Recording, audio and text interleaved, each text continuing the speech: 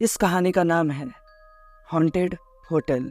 दोस्तों, मेरा नाम सुमित नगरकोटी है और यह मेरी ज़िंदगी की एक सच्ची भूतिया कहानी है। एक बार मैं अपने काम के सिलसिले में हरियाणा गया हुआ था। काम खत्म करने के बाद मैंने वहीं पर एक होटल को बुक किया। अजीब बात यह थी कि उस होटल में बहुत ही कम लोग ठहरे हुए थे, लेकिन मैंने इन सब पर ध्यान नहीं दिया। कागजी कार्रवाई होने के बाद रिसेप्शन ने मुझे मेरे कमरे की चाबी पकड़ा दी। होटल स्टाफ के एक मेंबर ने मेरे साथ जाकर मेरे बैग को अंदर रखने में मेरी मदद की और फिर तुरंत वहाँ से निकल गया। लेकिन मैंने इस पर गौर नहीं किया। मुझे लगा शायद इसे कोई और काम याद आ गया होगा, इसलिए जल्दीबाजी में निकल गया। खैर, मैं फ्रेश होकर आराम करने लगा और इतने में ही वेटर ने दरवाजे पर दस्तक दी और उसने मुझे मेरा डिनर लेने के लिए कहा। मैंने दरवाज़ा खोलकर अपना डिनर ले लिया। टीवी देखते हुए मैंने डिनर किया और फिर सो गया, क्योंकि मुझे सुबह मीटिंग के लिए जल्दी निकलना था। यहीं कुछ रात के 1 बजे होंगे। अचानक दरवाजे पर जोर से दस्तक हुई। मैं सोचने लगा, इतनी रात को कौन होगा और इस तरह दरवाज़ा कौन बजाता है। मैं गुस्से में बिस्तर से उठा और दरवाजे की ओर बढ़ा। दरवाज़ा खोलने के बाद मैंने देखा कि वहाँ कोई नहीं था। मुझे बहुत गुस्सा आया। मुझे लगा कि मेरे साथ कोई मजाक कर रहा है। तभी मेरे दिमाग में ख्याल आया, इस होटल में तो बहुत ही कम लोग ठहरे हुए हैं और मैं किसी को जानता भी नहीं, तो कोई ऐसी हरकत आखिर क्यों करेगा। मैंने इन सब बातों पर ध्यान ना देते हुए वापस दरवाज़ा बंद करके सो गया।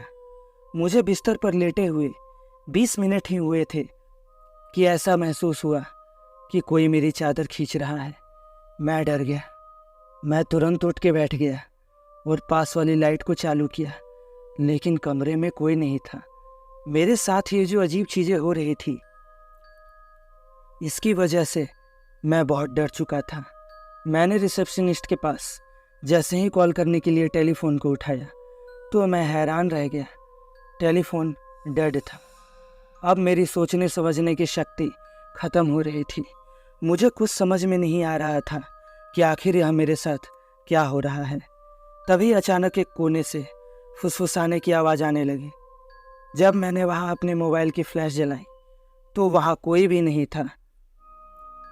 तभी अचानक कोई मेरे पीछे खड़ा हुआ महसूस हुआ। अचानक ही मुझे ठंड महसूस होने लगी। मैंने पीछे पलट कर देखा तो दीवार पर एक साया दिखा जो धीरे धीरे मेरी ओर आगे बढ़ रहा था। उसका भयानक चेहरा देख मेरी सांस हलक में अटक के रह गई और मैं बेहोश होकर गिर पड़ा। अगले दिन मेरे मोबाइल की रिंग बजने पे लगभग 11 बजे सुबह मेरी आँख खुली। मैं जल्दी से उठा, लेकिन अगले ही पल अपने आसपास का नज़ारा देख मैं बुरी तरह चौंक गया। मैं एक पुराने खंडहर नुमा होटल में था, जिसकी दीवारों पे मकड़ी के जाले लगे हुए थे।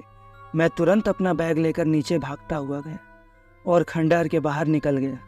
जब आसपास के लोगों ने मुझे यहाँ से निकलते हुए देखा तो वह हैरान होकर मुझसे पूछने लगे, तुम इस भूतिया खंडहर में क्या कर रहे थे। मैंने बताया, कल रात में इस होटल में ठहरा हुआ था। मेरी बात सुनते ही वहाँ खड़े लोग सहम से गए और बोले, यह होटल तो पिछले 10 सालों से बंद पड़ा हुआ है और यह एक भूतिया होटल है।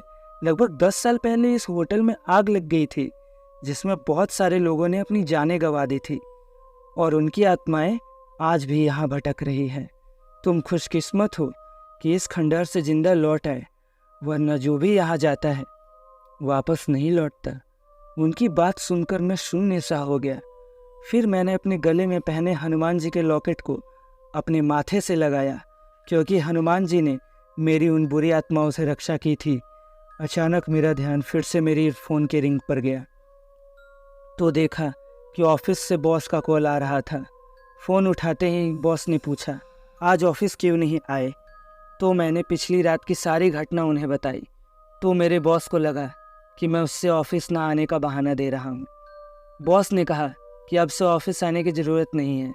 इतना कह के उसने कॉल कट कर दिया। मुझे अपने बॉस के ऊपर बहुत गुस्सा आया कि उसने बेवजह मुझे जॉब से निकाल दिया। इसके बाद मैं अपने घर पहुंचा और नहा धो के हनुमान जी की पूजा की और 1 सप्ताह के भीतर ही हनुमान जी की कृपा से मुझे अच्छी कंपनी में दूसरी जॉब मिल गई। ऐसे ही स्टोरीज़ को देखने के लिए प्लीज़ हमारे चैनल पे हॉरर स्टोरीज़ के नाम से प्लेलिस्ट को चेक करें। Thank you.